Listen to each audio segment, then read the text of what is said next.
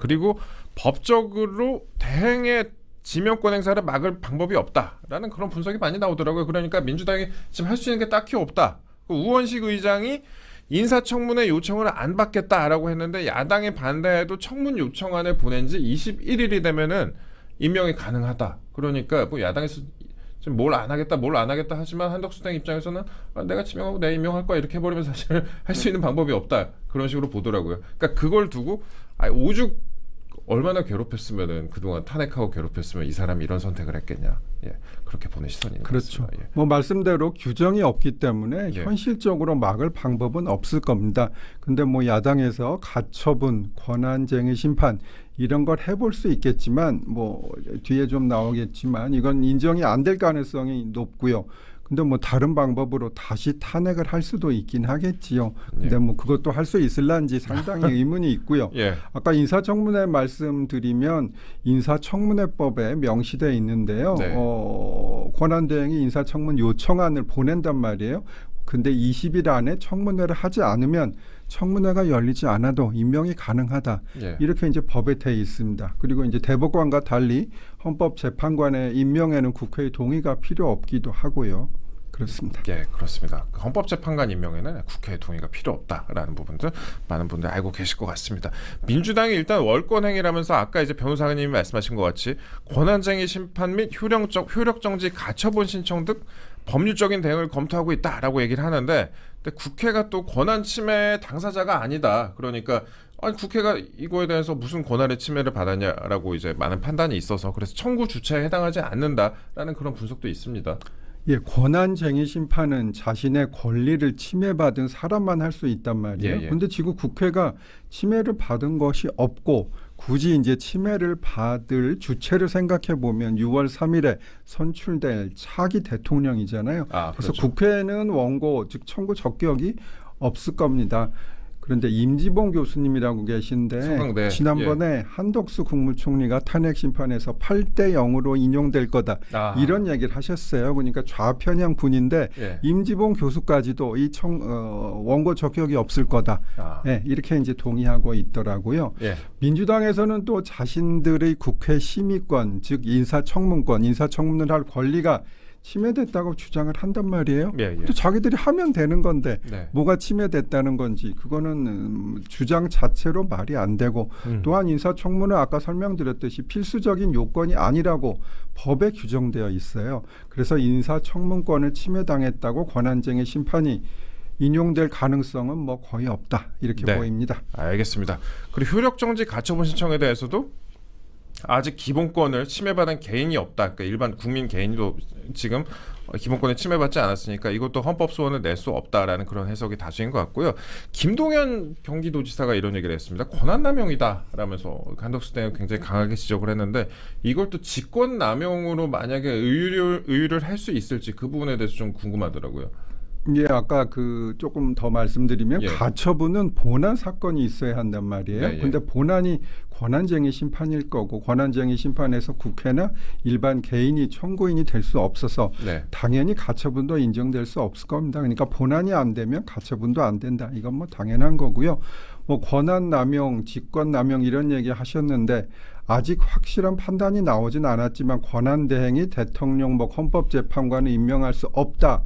그런 판단이 나오지 않는다면 한 대행이 임명하신 게 직권남용이 될 가능성은 거의 없다고 보입니다. 예, 그렇습니다. 그리고 민주당이 일단 헌재법 개정안을 신속 처리하는 카드도 고민을 하고 있다고 합니다. 그러니까 이 헌법재판소 그동안에 여러 가지 법률을 막 내놨잖아요. 법사위 지금 소위에 가 있기도 하고 그런데 이것도 이제 한덕수 대행이 거부권을 행사하면 이것도 어렵다 이런 관측도 나오고요. 예, 민주당에서 위헌성이 다분한 헌법재판소법 개정안을 여러 가지 냈어요. 좀 설명드리면 임기가 만료되면 재판관의 임기를 6개월 연장한다. 또 임명을 일정 기간 하지 않으면 임명을 한 것으로 뭐 본다. 또 임명을 하지 않으면 형사처벌한다. 그리고 마지막으로 지금 문제되는 거 권한대행이 대통령 몫의 헌법재판관의 임명을 못하게 한다. 이런 법안이 있죠. 근데 이것은 민주당이 입법을 한다고 하더라도 한덕수 대행이나 혹시 뭐 한덕수 대행에 대한 탄핵 소추가 의결된다면 그 다음에 대행이 누구라도 이건 거부권을 행사할 것으로 보입니다. 예, 그렇습니다. 일단 뭐 저는 그렇습니다. 좌파 언론 어제 그 헤드라인을 좀 봤어요. 이 사건에 대해서 봤는데 경거망동하지 마라. 한덕수 대행에 대해서 경거망동하지 마라. 내란 연루 의혹자를 지명을 했다. 이거는 이완규 지금 후보자에 대한 부분이고요. 그다음에 황교안보다 더 바닥이다. 이런 식으로 썼더라고요. 한덕수 대행에 대해서 황교안보다 더 바닥이다라고 하는 걸 보면은 이번 카드가 상당히 좀 파괴력이 있었다, 영향력이 있었다라고 봐야 할 것 같습니다. 예, 그렇죠. 뭐 좌파 언론에서는 아까 뭐 내란 연루 의혹자 이게 이제 이완규 법제처장 말씀하시고 있는 거고요. 한덕수 대행의 이번 지명은 정말 잘한 것으로 보이고 앞으로 헌재가 그나마 중립적인 판단을 할 수 있는 기틀을 마련한 것이라고 봐요. 대통령이 되면 헌재로 완전히 좌편향으로 만들려는 이재명 대표의 계획이 수포로 돌아간 것이고 이번 카드는 아주 영향이 많다 이렇게 봅니다. 그 제가 뭐 예전에 이제 법관으로 계셨던 고위 법관으로 계셨던 분과 최근에 통화를 좀 했었는데 법원장으로 계셨던 분과 했는데 그분께서 말씀하시기를 그 적폐청산 몰이 속에서 법원이 굉장히 많이 바뀌었다라고 얘기를 하시더라고요. 그래서 특정 성향의 특정 연구에 뭐 소속의 그런 분들이 요즘에 굉장히 자리를 많이 차지하고 있고 그래서 최근 우리가 그 접하게 되는 좀 특이하다고 생각되는 그런 판결들이 괜히 우연처럼 오는 건 아닐 것이다라는 좀 생각을 그분과 공유를 했습니다. 짧게 좀 말씀을 드리고요. 예. 그럼 만약에 그러면은 이 후보자들 두 명이 그러니까 이완규 후보자랑 함상 후보자 두 분이 임명이 된다면은 추후에 그 나중에 정권이 바뀌었을 때 그때 만약에 정권이 바뀌었을 때 만약에를 또 강조를 해드려야지. 그렇게 됐을 때 헌법재판관을 탄핵하는 것도 이것도 이론적으로 가능합니까? 아니 뭐 헌법재판관도 당연히 탄핵 대상의 고위 공무원으로 뭐 예시가 돼 있으므로 가능하겠죠.